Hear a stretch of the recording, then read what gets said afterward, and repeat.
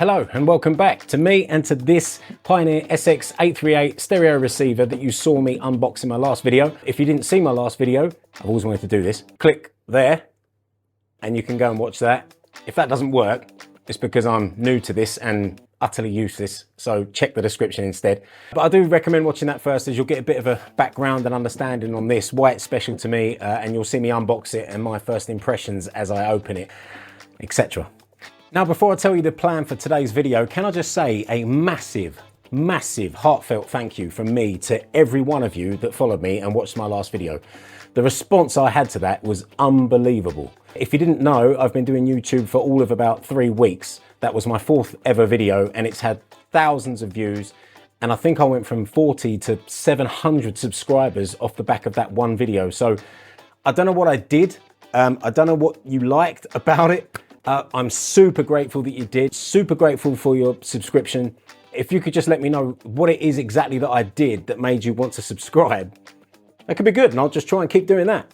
I know there are loads of repair technician channels out there that I'm not even in the same league in terms of capability and knowledge and everything else, and they struggle to get the subscriptions I've already received so quickly. So thank you, thank you, thank you. Even the comments and the feedback has just been amazing. It's just been honestly just amazing. So you're all legends. Thank you so much. So yeah, but okay, shall we just get on with it now? Yes, get on with it! So today I thought we'd take another look at it, but more detailed this time. Get it up on its side, take the bottom plate off, have a real good look around and see what sort of condition it really is in, and create a shopping list or a parts list of everything I'm gonna need to restore this from its current very unloved condition into a nice, gorgeous, show-stopping piece that I can be proud to have in my collection. So that's the plan for today's video. I'm gonna go and grab a cup of tea, get this over on the bench, take the bottom off, let's get going.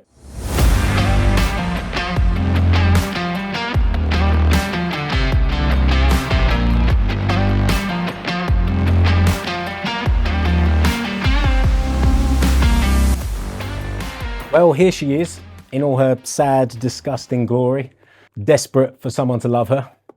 Hello, darkness, my old friend. If you watched that last video, you will have already seen the components that are missing and the current state of affairs. But as a quick recap, and for those that haven't watched that video, I'll overlay now what we're missing. We are missing the entire relay.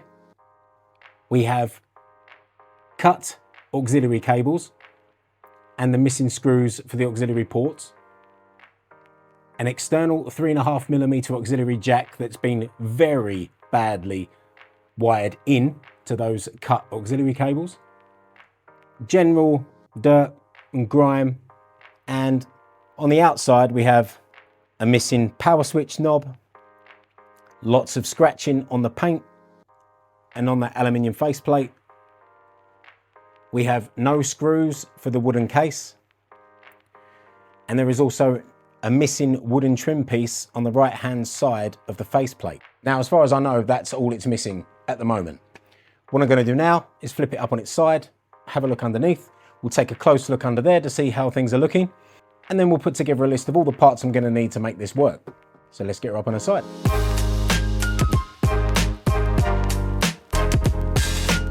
Now, I forgot to mention, we also have 4 missing feet. So that's something I'm going to need to address as well. So let's get this bottom plate off. While he's taking that bottom panel off, I just want to give a huge shout out to Fix It Aid in Wales, who gave me a massive shout out on his channel, and I really appreciate it. His channel is all about fixing everyday electronic items, including some vintage and some more modern day equipment. And he's just a really cool guy with some really interesting videos. Thanks again, mate. And if everyone could go check him out, I'd love it. Cheers, guys. Back to me. Multiple missing screws underneath, so I'll have to source those.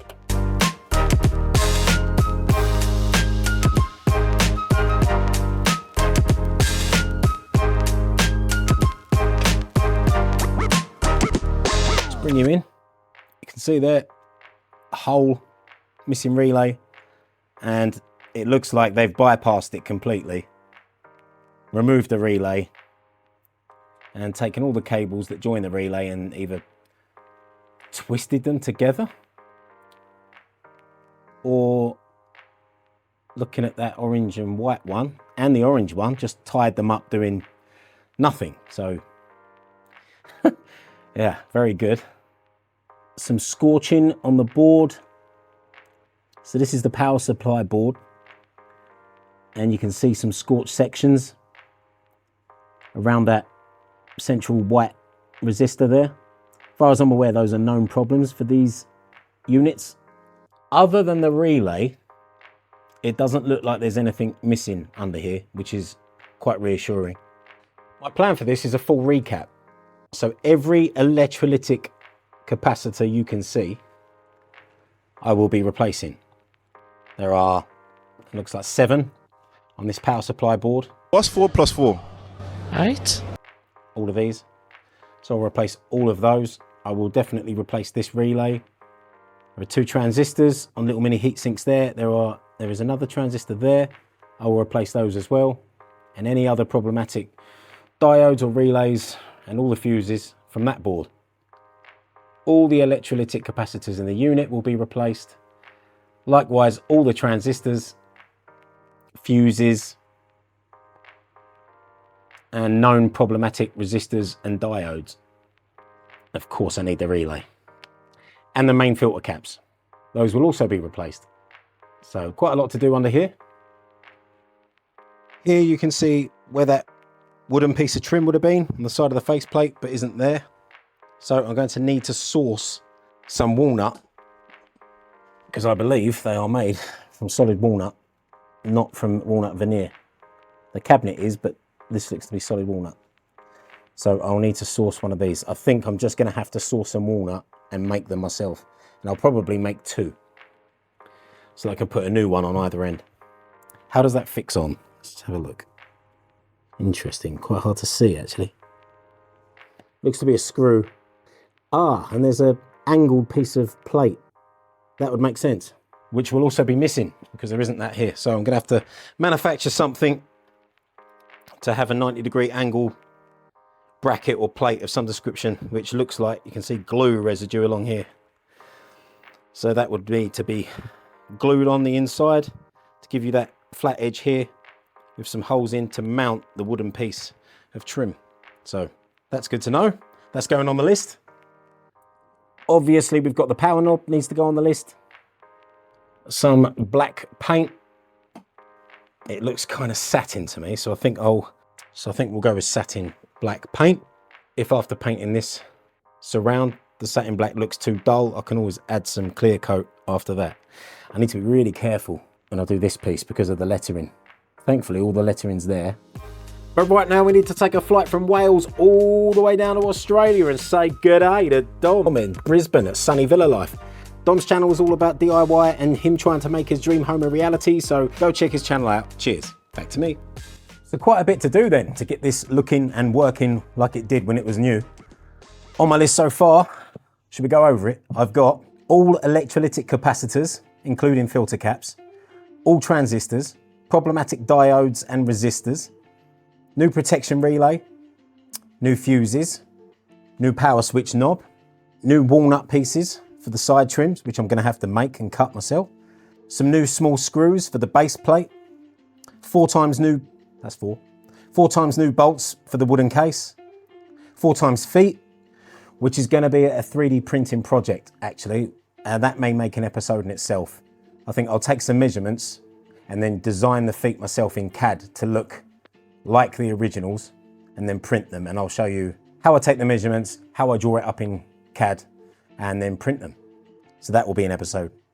I need a new mounting bracket for the walnut trim piece. Again, probably will form part of a 3D print project.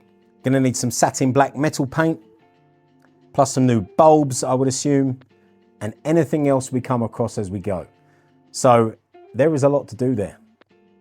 With the first 2 or 3 items on that list, the capacitors, the transistors, the diodes, the resistors, how do I know what I need to order when I'm replacing pretty much everything? Service manual. So whenever you're working on anything like this, you're going to want the service manual. You can download the service manual online for free. Just put it into Google, you'll find one. I've printed mine off. You don't have to do that. You can use an iPad or a PC or a screen of any description, even your phone. You can zoom right in that way too. But I've printed mine off, and you can use this as a shopping list.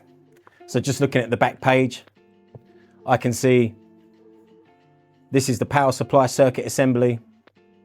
It's the board at the back that we looked at that had the scorch marks on it.